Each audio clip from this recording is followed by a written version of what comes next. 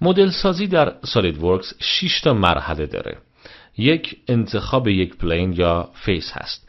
برای ساختن مدل سه‌بعدی حداقل به یک صفحه نیاز دارید. 2، کشیدن اسکچ. 3، اشکال هندسی از قبیل دایره، مستطیل، مثلث و هر شکل بسته دیگه‌ای. پیدا کردن نقطه اوریجین روی اشکال و ایجاد ارتباط و دایمنشن سومین قدم هست. 4، پیدا کردن نقطه اوریجین هست.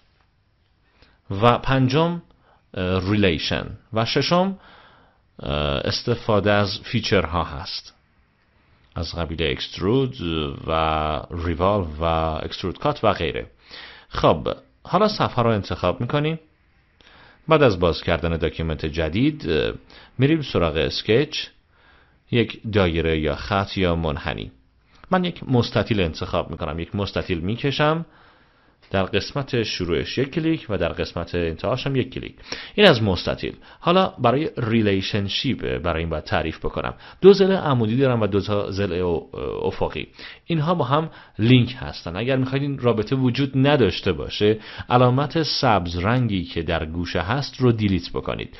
میبینید که میتونید زاویه های مستطیل رو به هم بزنید. حالا میخوایم این مستطیل رو به اوریجین مربوط بکنیم. اوریجین این علامت قرمز وسط صفحه است. کافیه گوشه رو بگیرید و اون رو با این اوریجین منطبق بکنید. کار بعدی ما اضافه کردن دایمنشن هست. 2 تا از اضلاع ما مشکی هست، 2 تای دیگه آبی هست. چرا؟ چون این 2 تایی که به محور چسبیده هستن مشکی هستن و اونهایی که هنوز تعریفی براشون صورت نگرفته آبی هستند. اما هر جایی که نارنجی میشه به معنی اینه که یک اروری وجود داره. الان من یک دایمنشن به این اضافه میخوام بکنم، مثلا 6 اینچ یا 3.75 برای ضلع دیگرم. هنوز هم آبی هستن چون محل قرارگیریشون در فضا مشخص نشده. اجازه بدید که اول تمام دایمنشن ها رو تعریف بکنیم. حالا کمی مشخص شد. همه خطوط رنگ مشکی دارن.